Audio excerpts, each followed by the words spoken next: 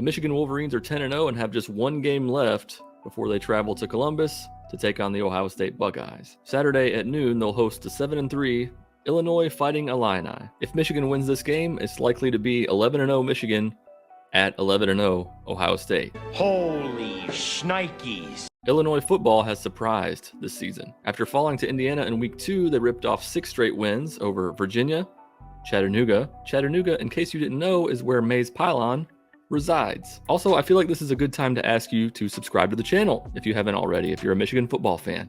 So Illinois' 6 straight wins were over Virginia, Chattanooga, Wisconsin, Iowa, Minnesota, and Nebraska. It looked like Illinois was set to coast to a Big Ten West championship, but now they're coming off back-to-back losses against Michigan State and Purdue. Now the Big Ten West is muddy AF, with 5 teams that can still win the division with only 2 weeks to go. Yikes. Michigan is 71-23-2 all time against Illinois, winning the last 5 meetings.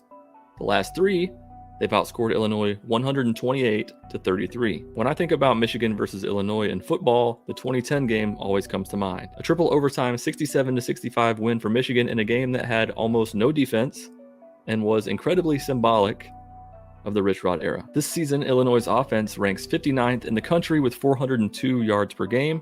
Michigan averages 460 yards per game, which is 24th. On the ground, Illinois is 40th with 183 yards per game averaged. Michigan is 4th in the country with 251 yards per game. Illinois does have the leading rusher in the FBS, Chase Brown, who has 1,442 yards on the season. However, Blake Corum has just 93 fewer yards on 53 fewer carries. It's kind of surprising to me that Illinois has the leading rusher in the FBS, but they're only 40th in rushing yards per game. Through the air, the teams are very similar. Illinois averages 218 per game, Michigan 209. That's 86th and 95th, respectively. Illinois averages 24.7 points per game, which is 88th in the country. Michigan is 5th overall with 41.4 points per game. I hope you guys like defense because this game features 2 of the best. Total defense, Illinois gives up 247 yards per game, which is 2nd in the country, behind only Michigan, who gives up 233 yards per game and sit atop that category. Illinois gives up only 86 rushing yards per game, that's 7th overall, and Michigan gives up 73, which is again 1st overall in the country. Passing yards per game, Illinois gives up 161, that's 5th. Michigan gives up 160, that's 4th. And both defenses are also in the top 3 in scoring defense. Illinois gives up 12.5 points per game, which is 3rd overall, and Michigan gives up 11.2 points per game, which is 1st overall. Some notes from mgoblue.com. Michigan is 10-0 for the first time under head coach Jim Harbaugh. Wolverines lead the nation in 4 defensive categories: scoring defense, total defense, rushing defense, and first downs allowed. Jake Moody leads the NCAA in points and field goals per game, 2.1 average. Blake Corum is the national leader in total touchdowns with 18, and lists 2nd in rushing touchdowns with 17, and points, 108, as well as 3rd overall in rushing yards. Saturday's game is senior day for the Wolverines and will mark the final home game of the season. Michigan and Ohio State are the only teams in the country beating their opponents by more than 30 points per game on average. One thing we know about Michigan is that they're a second half team. In the last 5 games, Michigan is outscoring its opponents 117-3 in the second half, and the defense has not surrendered a touchdown in the 3rd quarter all year. Blake Corum's 17 rushing touchdowns are 3 shy of the single-season record set by Hassan Haskins last season. Corum is in the midst of a 7-game streak of 100-plus rushing yards, all in Big Ten conference play. How does Michigan stop the leading rusher in the FBS? Well, it starts with a good interior defensive line. Chris Jenkins leads all FBS defenders with an 18.3 stop percentage, a full 2 percentage points clear of the next closest player. Mozzie Smith, at 11.9%, is also a standout in that category. So the key for Michigan is going to be to stop Chase Brown. Well, Chase Brown did have an injury last week against Purdue. Brett Bielema said things are trending in the right direction. I'm very positive and excited, but I don't know where we'll be by Friday for the trip and Saturday for the game. Coach Harbaugh is aware of the challenge presented by Illinois' run game. From MLive, he says, "Our run wall has been very good. It's going to be tested this week, probably like none other up to this point. Illinois is very strong at the line of scrimmage on both sides of the ball," and Harbaugh cited Illinois' outstanding running back. The quarterback for Illinois is Tommy DeVito, no relation to Danny, I think, and he's been very efficient this season. 15 touchdowns to only 3 interceptions and a 70% completion percentage.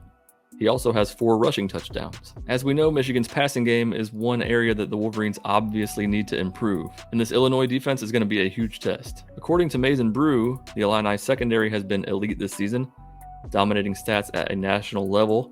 first in passer rating, first in interceptions, second in yards per attempt, and fifth in yards per game. Here are what the Michigan coordinators had to say on facing Illinois. Yeah, I mean, I think we can't really go out the box and do something completely different. We got to be us and attack them how we're going to attack them. They've got a really good defense. They're fast, they're physical. They don't do a lot, but what they do really well. So it's going to be a great challenge up front, great challenge with our wideouts. So it's going to be a fun one, and then offensively, I know Jesse will talk about that, but they're a good football team. We watched them in crossover, so we know what they do and see what they've done from a running game standpoint, especially with the running back, who's a really good player. So I know they're excited for the challenge as well.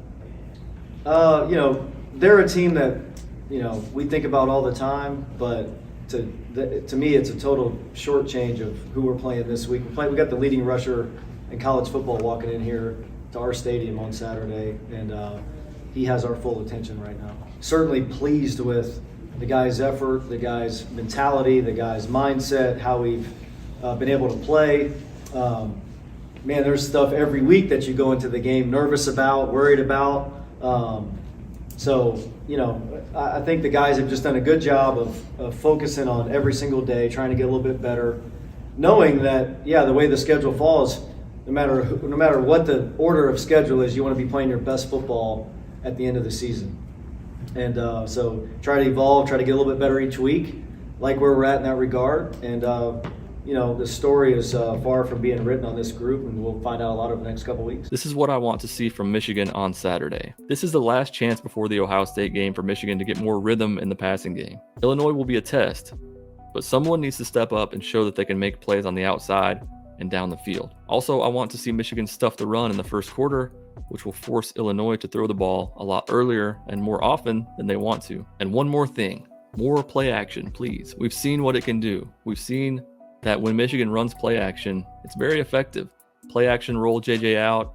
They had the play action touchdown with Ronnie Bell. When you have a run game as effective as Michigan's, utilize that play action. The Wolverines are a 17.5 to 18-point favorite in this game, and I'm going to pick Michigan to cover once again. I'll go Michigan 35, Illinois 14. And in a semi-bold prediction, I predict that Blake Corum will score 3 touchdowns in this game, which will tie him with Hassan Haskins and will put him in prime position as a Heisman candidate heading into Columbus. Put your predictions down in the comments. Make sure to check out the Nebraska recap video. And as always, go blue.